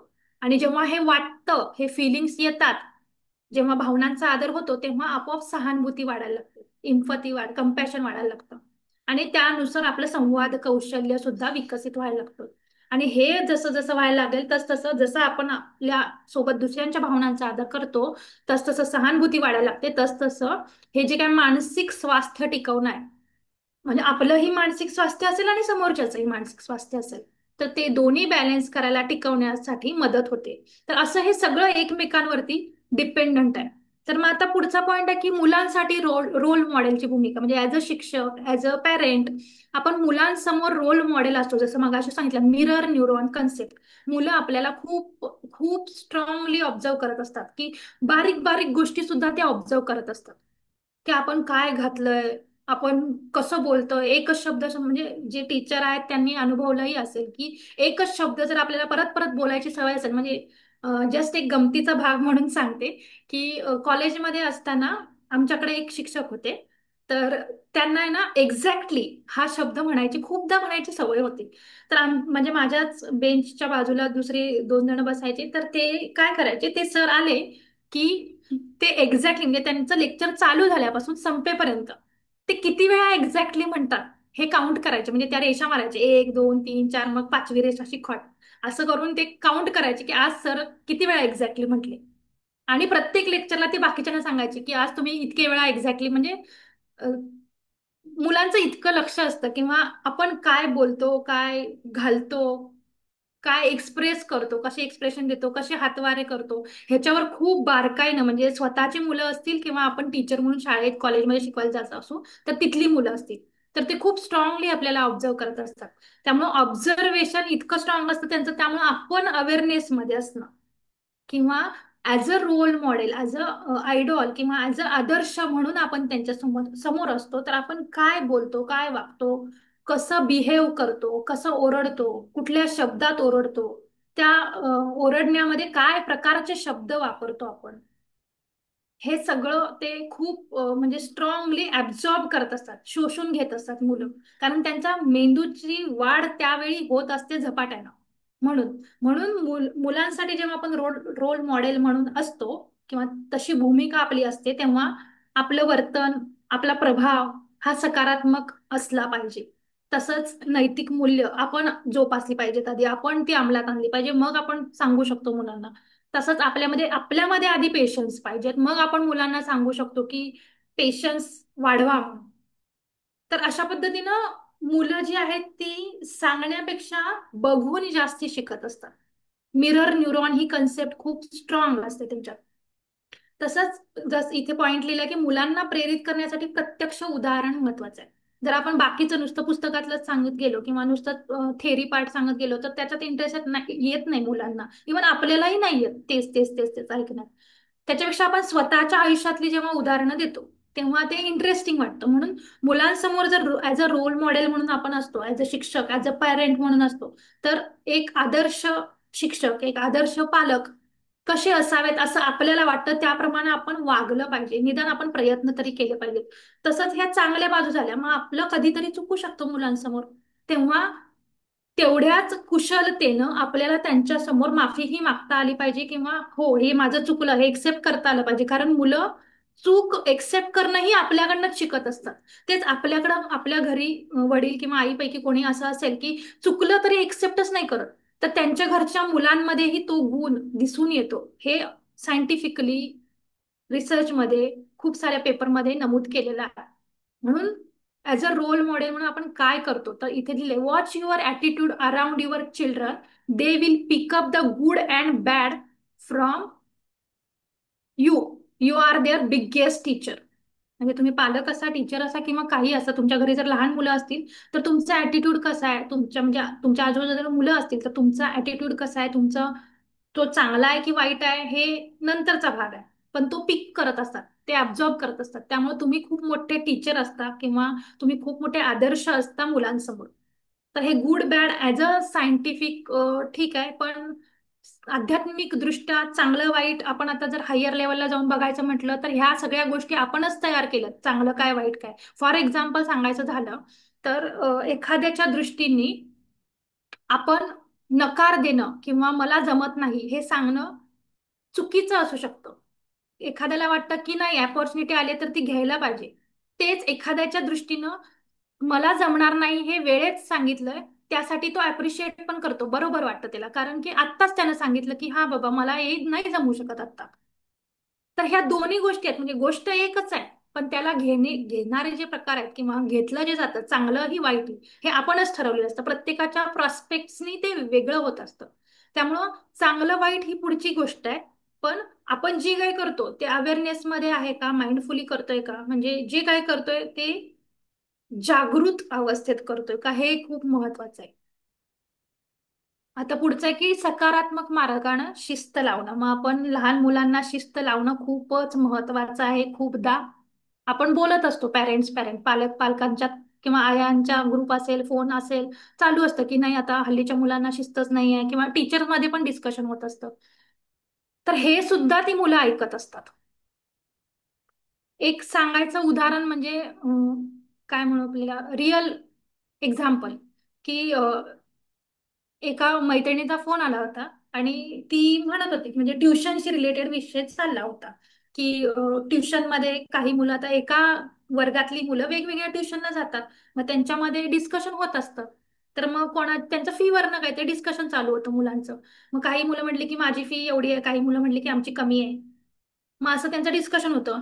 ते डिस्कशन तर मुलांमध्ये होतंच, तसंच त्यांच्या पालकांमध्ये पण होतं. जेव्हा मुलांना शाळेत सोडायला त्यांची आई किंवा वडील जातात तेव्हा त्यांच्यात विषय चालू होतात की हल्ली काय फी, शाळेची फी पण वाढली आहे आणि ट्युशनची पण फी वाढली आहे, आता काय परवडत नाही वगैरे वगैरे. मग एका मुलाच्या घरी असंच त्यांच्या पालकांचं डिस्कशन चालू होतं की ठीक आहे ही जी काय ट्युशनला जाते तर इकॉनॉमिकल आहे म्हणजे स्वस्त आहे, त्यामुळे जाऊ दे, घरात करत नाही अभ्यास, निदान तिथं तरी करेल. आणि ते त्या म्हणजे इनोसंट असतात मुलं, दुसरी तिसरीची मुलगी काहीतरी होती ती.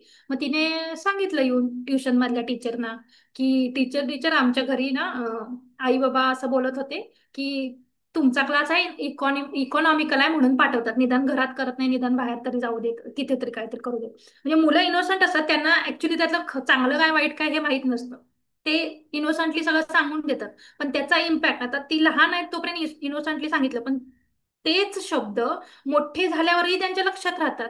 मग त्यातनं ते चांगलं काय वाईट काय बरोबर काय चूक काय हे तेच ठरवतात ना. मग ज्या गोष्टीला ते लहानपणी त्यांना चांगलं वाईट कळत नव्हतं ते मोठेपणी ते कळवून घ्यायला लागतात. तसं तर आपण काय बोलतोय किंवा कोणासमोर बोलतोय आणि कशा टोन मध्ये बोलतोय, कशा प्रोस्पेक्टनी बोलतोय ते खूप मॅटर करत असतं, कारण मुलं ते ऍब्झॉर्ब करत असतात. मग शिस्त ही लावणं, ही सकारात्मक मार्गाने शिस्त लावणं म्हणजे इथे लिहिलाय पॉईंट की कठोर शिक्षा, सॉरी इथं चुकलंय, थोडंसं मिस्टेक झालं, शिक्षण लिहिलंय. कठोर शिक्षा न करता नियमांचं पालन शिकवणे. त्याच्यानंतर काय, टप्प्याटप्प्याने जबाबदारी देणे व प्रोत्साहन देणे आणि तणाव कमी करत मुलांमध्ये स्वसंयम वाढवणे. मग आपण काय करतो की आपल्याकडे ऑलरेडी स्ट्रेस असतो, कारण पालकांना जॉब सांभाळायचं, घर सांभाळायचं, प्लस मुलांना सांभाळायचं, या सगळ्या गोष्टी असतात. मग आपण अशा वेळी काय होतं, स्ट्रेसमध्ये जातो, तेव्हा आपल्याला सगळ्यात सोपा उपाय काय वाटतो, मुलांना ओरडणं किंवा मारणं, जे की कम्प्लिटली चुकीचं आहे. पहिल्या वेळी एखाद्या मुलानं चूक केली आणि आपण डायरेक्ट त्यांना ओरडलं किंवा मारलं, तर चाइल्डहुड मेमरीज किंवा चाइल्डहुड ट्रॉमा म्हटलं जातं, हा खूप स्ट्रॉंग असतो. तर ते जे काही मारणं आहे किंवा ओरडणं आहे, ते त्याच्या मनात आयुष्यभर घर करून राहतं आणि त्याचा इम्पॅक्ट त्याच्या वाढीवरती होत असतो. म्हणून सुरुवातीला जर चूक झाली असेल, मी इथे स्पेसिफिकली सांगते सुरुवातीला म्हणून, तर कठोर शिक्षा नाही देता कामा, त्यांना लगेच कठोर शिक्षा नाही दिली पाहिजे. त्यांना आधी समजावून सांगता आलं पाहिजे, त्यांना नियम सांगितले पाहिजेत किंवा जे काही नियम घातलेले असतात ते त्याचं पालन करणं का गरजेचं आहे, त्याच्यामुळं काय होतं आणि नाही केलं तर काय होतं हे समजावून सांगणं आधी महत्वाचं आहे. आणि मग जर नाहीच ऐकलं, 2-3दा व्यवस्थित सांगून समजावून, तर तुम्ही कठोर शिक्षा अवलंबू शकता. पण डिसिप्लिन म्हणून मारायलाच चालू केलं तर मुलांना माहितीये, मारलं रडलं संपलं, मग ते अजून जास्ती चुकीच्या मार्गाला लागतात. त्यामुळं हे ज्या काही गोष्टी आहेत ज्या की परंपरागत चालत आल्यात, आता पूर्वीच्या गोष्टी वेगळ्या होत्या, आता वेगळ्या आहेत, परिस्थितीनुसार आपल्याला बदलता आलं पाहिजे. त्याच्यानंतर टप्प्याटप्प्यानं जबाबदारी देणं व प्रोत्साहन देणं. प्रोत्साहन तर नेहमीच दिलं पाहिजे आणि जबाबदारी पण दिली पाहिजे. जसं की हल्ली मुलांना कॉलेजला जरी गेले तरी त्यांना माहिती नसतं, दुकानातनं काहीतरी सामान आणायचं असेल तर कसं आणायचं, किंवा चालत जाता येत नाही त्यांना, गाडीच पाहिजे असते, किंवा बार्गेनिंग कसं करायचं वगैरे, हे हे काहीच माहित नसतं. किंवा माहिती असायलाच पाहिजे असं नाही, पण ऍटलिस्ट आपण रोजच्या आयुष्यात सर्व्हाइव्ह करण्यासाठी ज्या गोष्टी आपल्याला माहिती असणं गरजेचं आहे, त्या तरी जबाबदाऱ्या, त्या तरी गोष्टी त्यांनी शिकणं महत्वाचं आहे. म्हणून मुलांना दुकानला पाठवणं, सगळं सगळंच त्यांना हातात आणून दिलं तर त्यांना काय कधीच शिकता येणार नाहीये.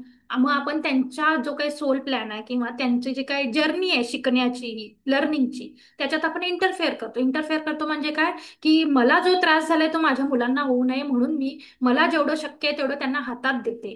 म्हणजे काही काही तरी घरात, म्हणजे प्रत्यक्ष उदाहरणं मी अशी बघितली की मुलगा किंवा मुलगी 12वीला 11वीला असते तरी आई तिची चपातीचे घास तोडून देऊन भरवत असते.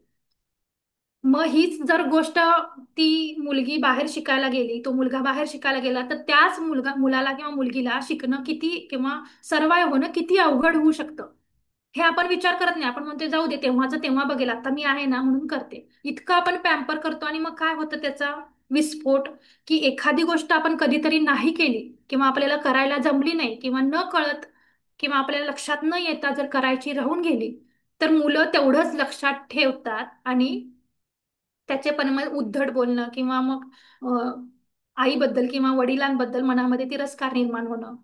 कारण नकार पचवायची शक्ती किंवा नकार पण असतो, आयुष्यामध्ये मिळतो किंवा मिळू शकतो, ह्या कन्सेप्टच आपण शिकवत नाही त्यांना. किंवा आपलं आपण गोष्ट केली पाहिजे हेच आपण त्यांना सांगत नाही, जोपर्यंत त्याची जाणीव किंवा त्यांना त्याचं काय म्हणू आपण, ओळख करून देत नाही, तोपर्यंत त्यांना ते येणारच नाहीये कशी जबाबदारी घ्यायची असते किंवा काय. म्हणून हे लहानपणापासून, म्हणजे जसजसं त्यांना कळायला लागतं तसतसं आपण या ॲबिलिटी, या छोट्या छोट्या गोष्टी त्यांना शिकवल्या पाहिजे किंवा त्यांना थोडा विश्वास त्यांच्यावर ठेवला पाहिजे की हा बाबा तू करू शकतोस, कर तुझं तू, तुला जे योग्य वाटते त्याप्रमाणे तू कर. आपण कितपत त्यांना स्पून फिडिंग करायचं हे आपल्यावरच आहे शेवटी, त्याचा त्रास आपल्यासोबत त्यांनाही भविष्यात सर्वाइव्ह होताना होत असतो. तर ह्या गोष्टींमुळं पुढचा जो पॉइंट आहे, तणाव वाढणं कमी होणं, यावर सुद्धा अवलंबून आहे. समजा वयाच्या 18व्या वर्षापर्यंत आईच चपातीचे तुकडे करून भरवत असेल आणि बाहेरच्या देशात जाऊन तिथे ना जेवण बनवायला कोण मिळतं ना काय, आणि तिथे जाऊन जेवण बनवायची वेळ येते, तेव्हा जर या मुलाला किंवा मुलीला जेवण बनवायचं तर लांबची गोष्ट, स्वतःला खाताही येत नसेल, म्हणजे मी प्रत्यक्ष बघितलंय स्वतःच्या डोळ्यांनी की ती मुलगी, तो मुलगा म्हणजे 10वी 11वीला गेला तरी जो काही चपातीचा घास किंवा तुकडा घेतलाय, तर त्याच्यासोबत किती भाजीचा घास घेतला पाहिजे, किती पोर्शन भाजीचा त्या चपातीला लावून घेतला पाहिजे हे सुद्धा कळत नाही. मग हे मोटार स्किल्स आहेत ना, की जे की वयाच्या दुसऱ्या तिसऱ्या वर्षात लहान मुलांनी शिकले पाहिजेत. जर आई वडिलांनी त्यांना वयाच्या 18व्या वर्षापर्यंत भरवायचंच काम केलं तर तेही शिकणारच नाहीत. आणि ते शिकणार नाहीत तेवढा आपण त्यांचा जो काही सोल प्रोग्राम आहे तो एक्सटेंड करतो, वाढवतो. मग आपल्याला म्हणजे कुठल्याही सोलच्या प्रोग्राममध्ये इंटरफेरन्स वगैरे ह्या गोष्टी नाही करायच्यात, किंवा शिकायला त्यांना प्रोत्साहन द्यायचंय, शिकायला त्यांना वाव द्यायचाय.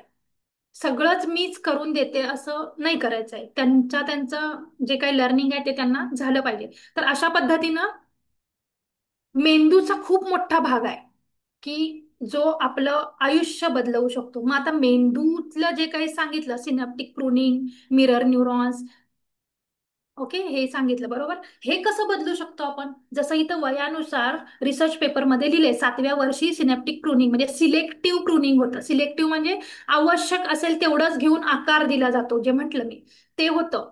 ते कुठल्याही वयात होऊ शकतं, फक्त त्याचं जे स्पीड आहे किंवा ते पूर्ण होण्याची जी काही क्षमता आहे ती कमी जास्त होत असते. तर मग हे वाढवायचं काम कुठल्याही वयात कोण करू शकतं? तर ध्यान. ध्यान जे आहे, जे काही आत्तापर्यंतचे टेक्स्टबुक असतील किंवा रेफरन्सेस असतील पूर्वीचे काय जे काय असतील आपण वाचलेलं, तर आता सगळं बदलत चाललंय. कारण की जेनेटिक्स नावाची एक कन्सेप्ट आली आहे किंवा आहे, जी डीएनए रिलेटेड आहे. तर आपल्या भावनांनुसार, आपल्या विचारांनुसार, आपल्या एनर्जीनुसार, आपल्या ऑरानुसार आपण आपल्या स्वतःमध्ये तसंच आपल्या आजूबाजूला जे काही बदल करायला पाहिजेत किंवा आपल्याला वाटतं करणं गरजेचं आहे, ते आपण करू शकतो. कसं करू शकतो? सुरुवात आपल्याला आपल्या स्वतःपासून करायची गरज असते किंवा करावी लागते. जसं की ध्यान केल्यानंतर आपला स्वभाव बदलणं, आपलं वागणं बदलणं, आपल्या बोलण्यातलं जो काही टोन म्हणा किंवा बोलण्याचा जो काही पॅटर्न आहे तोही चेंज होणं. ह्या सगळ्या गोष्टी होतात. कधी होतात? ध्यान करून. जेव्हा फॉर एक्झाम्पल आयुर्वेदिक डॉक्टरकडे आपण गेलो, तर आयुर्वेद काय सांगतं की तुम्हाला जे औषध दिलं जाईल त्यानं रिझल्ट एका दिवसात येणारही नाही, पण आला की तो मुळापासून तुमचं जे काही दोष असेल तो निर्मूलन करेल. एक्झॅक्टली ध्यानातही तसंच आहे की आयुर्वेदामध्ये जसं सांगतात की मुळात न जाईल, लगेच नाही जाणार पण जाणार तो मुळात न जाणार, तसंच ध्यानाचंही आहे. ध्यान एक दिवस केल्याबरोबर लगेच दुसऱ्या दिवशी तुम्ही बदलाल असं अजिबात होत नाही किंवा होणार नाही. त्याच्यासाठी कन्सिस्टंटली करण्याची गरज असते, आणि जेव्हा आपण ते करू तसं हळूहळू बदल आपल्यात जाणवायला लागतात. जाणवणं हे स्वतःपासून सुरू होतं. आपल्याला आधी जाणवायला लागतं की अरे मी आधी असं काहीतरी घडलं तर मी रिॲक्ट करायची, आणि आता मी जसं जसं 1 महिना झालं ध्यान करते, रोज ठराविक वेळी, ठराविक म्हणजे जास्त वेळ, तस तसं मी रिॲक्ट करण्याऐवजी रिस्पॉन्ड करायला लागले. म्हणजे काय? की एखादं काहीतरी मनाविरुद्ध झालं तर आपण चिडून उत्तर द्यायचो, त्याला रिॲक्ट म्हणतात. आणि तेच ध्यान करून करून आता मी रिॲक्ट करण्याऐवजी रिस्पॉन्ड, म्हणजे मी ती परिस्थिती समजून घेऊन जे मी रागानं उत्तर द्यायचे त्याला मी समजून घेऊन उत्तर द्यायला लागले. हा भाग म्हणजे हे एक एक्झाम्पल झालं. अशा पद्धतीने वेगवेगळे अनुभव स्वतःला यायला चालू होतात, जसं जसं आपण कन्सिस्टंटली ध्यान करू तसं. तसंच आपलं पूर्ण नाडी शुद्धीकरण, जे काही 72,000 नाड्या, ह्या फक्त महत्वाच्या नाड्या 72,000 आहेत. तसं बघितलं तर कोट्यावधी नाड्या आपल्या शरीरात आहेत. जसं न्यूरॉन्स म्हटलं, न्यूरॉन्स हे न्यूरॉनचं जाळ आहे पूर्ण शरीरात. डोक्याच्या केसापासून पायाच्या नखापर्यंत सगळीकडे न्यूरॉन्स पसरलेले आहेत, आणि त्याचा अखंड जाळं आपल्या शरीरात आहे. त्यामुळे त्या मोजता येणं शक्यच नाही किती लाख आहेत आणि किती कोटी आहेत, आणि कुठून सुरू होतात आणि कुठेपर्यंत जाऊन संपतात. तर हे जे जाळं आहे, तसंच ह्या ज्या काही आपल्या नाड्या पण आहेत. तर ध्यान जसं करू आपण तसं या नाड्या शुद्ध होतात, तसं या न्यूरॉन्स शुद्ध व्हायला लागतात. त्यातनं जो पास होणारा करंट आहे, इलेक्ट्रिक करंट, जसं आपण वायर कनेक्ट करतो आणि बल्ब लावतो, तसं आपल्या शरीरामध्ये ऊर्जा वाहत असते. ती या न्यूरॉन्स थ्रू वाहत असते. मग हे जे न्यूरॉन्स आहेत, हे जे वायर आहे, वायर जर मधनं कट झाली असेल तर करंट पोचेल का दुसरीकडे? नाही पोचणार. मग हे जे वायरिंग आहे ते वायरिंग व्यवस्थित करायचं काम ध्यान करतं. हे जे सिलेक्टिव्ह प्रूनिंग आहे, ते सिलेक्टिव्ह प्रूनिंग आयुष्याच्या शेवटच्या श्वासापर्यंत सिलेक्टिव्ह प्रूनिंग करायचं काम ध्यान करतं. जे काही आपल्याला आतापर्यंत शिकवले की वयाच्या 8व्या 12व्या वर्षापर्यंतच जे काय ते मेंदूमध्ये डेव्हलपमेंट होते किंवा 15व्या वर्षापर्यंत. त्याच्यानंतर मेंदूमध्ये फारसा बदल होत नाही. तोपर्यंत जे काही आपण शिकलोय तेच फिक्स राहतं किंवा जे काही पॅटर्न्स आहेत ते चेंज होत नाही. पण न्यूरो लॉजिस्टिक प्रोग्रॅमिंग ही एक कन्सेप्ट आहे. त्याच्या आधारावर आता खूप सारे अ, प्रयोग करून बघितलं गेलंय की वयाच्या 80व्या वर्षी सुद्धा आपण आपल्या मेंदूतले पॅटर्न, न्यूरॉन्स चेंज करू शकतो. तर हे कशामुळे शक्य आहे? जसं की ध्यान, अवेअरनेस, माइंडफुलनेस ह्या ज्या काही कन्सेप्ट आहेत त्या जसं आपण आत्मसात करायला लागू तसं हे ब्रेनचं डेव्हलपमेंट आपण आपल्याला पाहिजे तशी चेंज करू शकतो. आपल्या धारणा आपल्याला पाहिजे तशा चेंज करू शकतो. आपल्या ज्या काही आधीच्या चुकीच्या धारणा आहेत त्या आपल्याला पाहिजे तेव्हा ब्रेक करू शकतो. हे सगळं सगळं आपल्या हातात आहे. आणि त्याच्यासाठी एक ठोस किंवा एक अ, हमखास सोल्युशन म्हणजे ध्यान आहे, माइंडफुलनेस आहे, अवेअरनेस आहे, चेतना वाढवणं आहे, एनर्जी वाढवणं आहे. आणि जसं आपण ही एनर्जी वाढवण्यासाठी खूप सारे टूल्स आहेत. जसं ध्यान एक टूल्स आहे तसे खूप सारे टूल्स आहेत. त्यातलं आपल्याला जे रेझोनेट होईल ते टूल आपण वापरून आपली एनर्जी वाढवायचं. एनर्जी वाढवल्यावर ऑटोमॅटिकली ह्या सगळ्या गोष्टी फिजिकल, मेंटल सगळ्या लेवलला या चेंज व्हायला लागतात. आणि मग जसं सुरुवातीला म्हटलं की नातेसंबंध कसे काय चेंज होतात, आर्थिक स्थिती कशी काय सुधारते, आपली बिलीफ सिस्टीमच चेंज झाली, न्यूरॉन्सच चेंज झाले, डीएनएच चेंज झाला, तर ऑटोमॅटिकली हे बाकीचं चेंज व्हायला वेळ लागतच नाही. पण सुरुवात आपल्याला हळूहळूच होते किंवा स्वतःच्या एक एक अनुभवातूनच ते दिसायला लागतं. तर अशा पद्धतीने आपण ब्रेन आपला पूर्ण ब्रेनचं स्ट्रक्चर, ब्रेन न्यूरॉन्स चेंज करू शकतो ध्यान करून, अवेअरनेस मध्ये राहून, आपला बिलीफ पॅटर्न ब्रेक करून किंवा नवीन डेव्हलप करून. तर अशा पद्धतीनं पुन्हा याच्यात बऱ्याच कन्सेप्ट येतात जसं की विचार काय करतो त्यानुसार न्यूरॉन्स पॅटर्न पण चेंज होतात. न्यूरो लॉजिस्टिक प्रोग्रामिंग जे म्हटलं त्याच्यात तेच सांगतात की आपण जे काही ठरवतो, जे काही विचार करतो त्याप्रमाणे मेंदूमध्ये पॅटर्न होत असतात. आपण रोज जर एकच विचार करत असू की मी किती छान दिसते, मी किती छान दिसते, मग त्या मेंदूला माहित नाही आहे की खरोखर मी छान दिसते का खोटं खोटं छान दिसते. तर त्या केसमध्ये मेंदू तशा पद्धतीनं ते वायरिंग करायला लागतो आपण छान दिसणार. मग त्याच्यासाठी आवश्यक असलेले जे काही एन्झाईम्स आहेत ते सिक्रीट व्हायला लागतात आणि आपण खरंच छान दिसायला लागतो. तर हे मेंदूला किंवा आपल्या शरीरातल्या ऑर्गन्सना, एन्झाईम्सना काही माहित नाही खरं आहे की खोटं आहे. आपण त्यांना जसा सिग्नल देऊ त्याप्रमाणे ते बनायला लागतात, व्हायला लागतात, डेव्हलप होतात, ब्रेक होतात, जे काय आहे ते व्हायला लागतं. तर एवढी पॉवर आपल्या गोष्टींमध्ये आपल्यामध्ये आहे. तर त्यासाठी परत म्हटलं की विचारांमध्ये पण ते विचारांचे पण प्रकार आपण शिकलो जसं की disaster thinking, negative thinking, positive thinking, miraculous thinking. तर ह्या चार विचारांच्या प्रकारानुसार सुद्धा आपण आपला मेंदूचा पॅटर्न जो आहे, ब्रेनचे जे काही न्यूरॉन्स आहेत, स्ट्रक्चर्स आहेत, पॅटर्न्स आहेत ते आपण चेंज करू शकतो. तर अशा पद्धतीनं मेंदूमध्ये सुद्धा ध्यानामुळं खूप सारे बदल होतात हे आपण आज सायंटिफिकली बघितले. तर कोणाला काही यात प्रश्न असेल, शंका असेल, काही करेक्ट करणं किंवा काय वेगळं काही ऐकलं असेल असं वाटत असेल तर तुम्ही नक्की शेअर करू शकता. आणि याच्याशी रिलेटेड आपण खूप साऱ्या ऍक्टिव्हिटी पण घेऊ शकतो. कारण जी आपली बोट आहेत, आपण आता मुद्रा वगैरे करतो, योगासनामध्ये पण मुद्रा आहेत, भरतनाट्यम डान्समध्ये ही मुद्रा आहेत.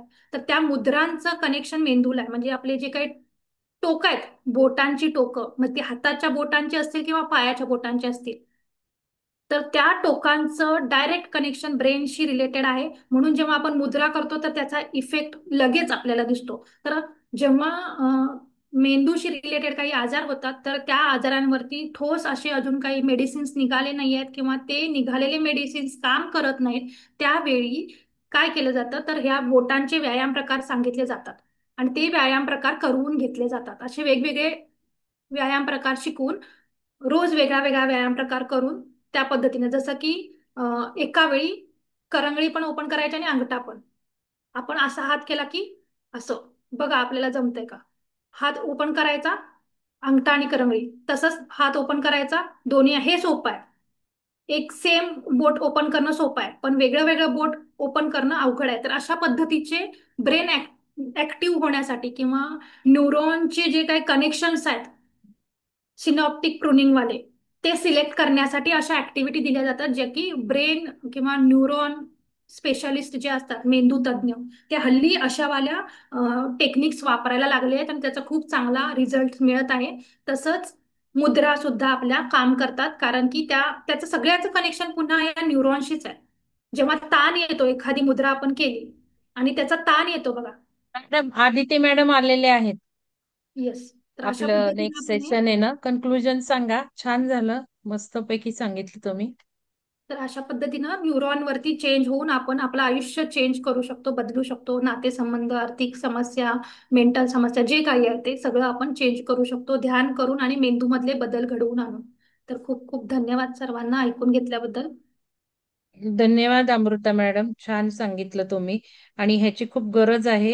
ऍक्च्युली अनुजा मॅडमनी हे घेतलं होतं, आपण लहान मुलांचा कोर्स घेतला त्यावेळेला. हो. तर अनुजा मॅडम काय आम्हाला सपोर्ट करायला आल्या नाहीत पुढे. तर कोणीतरी या ऍक्टिव्हिटी घेऊ शकतं, जसं बोटांच्या घेतल्या होत्या. आणि हे सगळं ब्रेन रिलेटेड आपण 10 दिवसाचा आपण मध्ये मी घेतला होता ब्रेन डेव्हलपमेंटचा कोर्स सुद्धा. तर ते सुद्धा आपण टॉपिक घ्यायला विसरलो, ते आपण ह्याच्यात घालणार आहोत. व्हॅल्यूज आणि जीवन विकास, विकास मूल्य, कौशल्य विकास यात घालणारच आहोत आपण. तर खूप छान सांगितलं तुम्ही. धन्यवाद तुम्हाला. डॉक्टर आदिती मॅडम आलेले आहेत. तर मॅडम आदिती मॅडम, सॉरी जरा आमचं आधीच चालू होतं थोडं.